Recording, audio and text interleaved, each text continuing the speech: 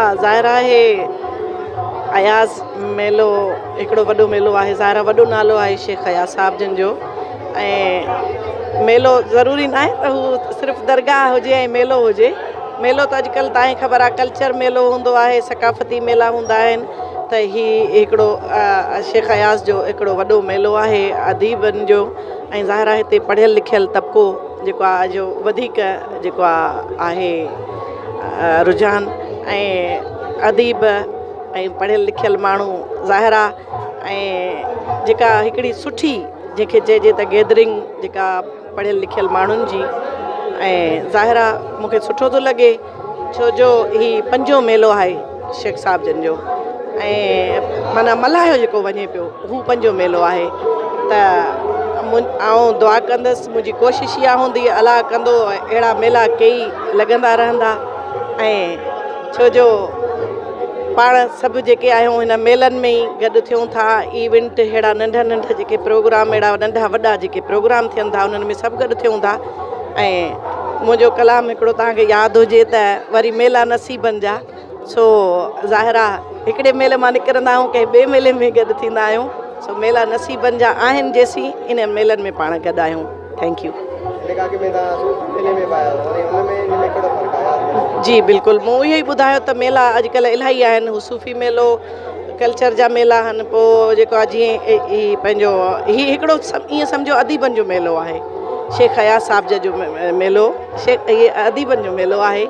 ऐं तव्हां ॾिसो पिया हिते जेको आहे चाहे हू ख़वातीन हुजनि चाहे जेंट्स हुजनि, तमामु घणी तादाद में जेका ख़वातीन आहिनि उहे हिन ई मेले में आहिनि।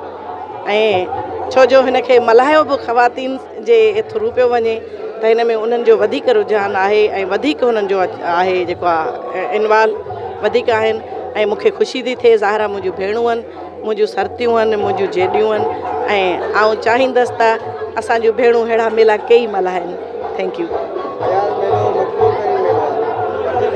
अयाज़ मेलो मक़बूल तरीन मेलो आहे। सिर्फ़ु हैदराबाद में अमर जुनो या पर इनका अलावा सिंधी ॿिए शहर में लॻण घुरिजनि। हाँ बिल्कुलु, इहा तव्हांजी वाक़ई वजह आहे ॻाल्हि।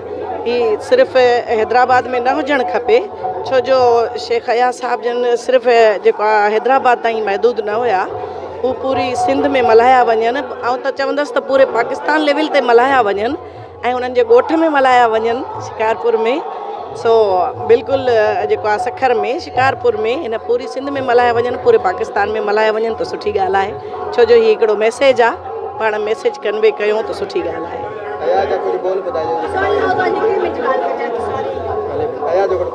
जी जी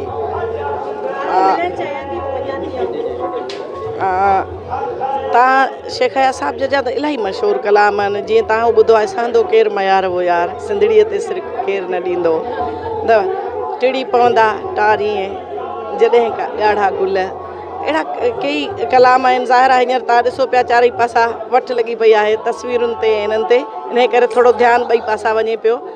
ऐं जेको आहे ज़ाहिरा ऐं बि इन्हनि मां ई को न को तव्हांखे ॿुधाईंदसि।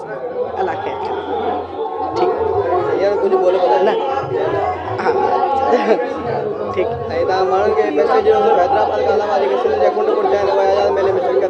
हाँ बिल्कुलु, जेको आहे अचणु खपे, असांजी पूरी सिंध वारनि खे अचणु खपे। ऐं जेको आहे ज़ाहिरा अचनि पिया इलाही हेतिरा माण्हू जेके गॾु थिया आहिनि। तव्हां ॾिसो पिया पूरो म्यूज़ियम जेको आहे ईअं धुॾे पियो जीअं वाक़ई मेलो हूंदो आहे। जेको आहे सेवण में वञो तव्हां कलंदर शाहबाज़ जे मेले में बि ईअं ई हूंदो आहे रश, या भिटाई ते वञो त उते बि ईअं ई रश हूंदो आहे शाह लतीफ़ सरकार जन जे अहाते में। सो हीउ बि हिकिड़ो ईअं ई मेलो सम्झो।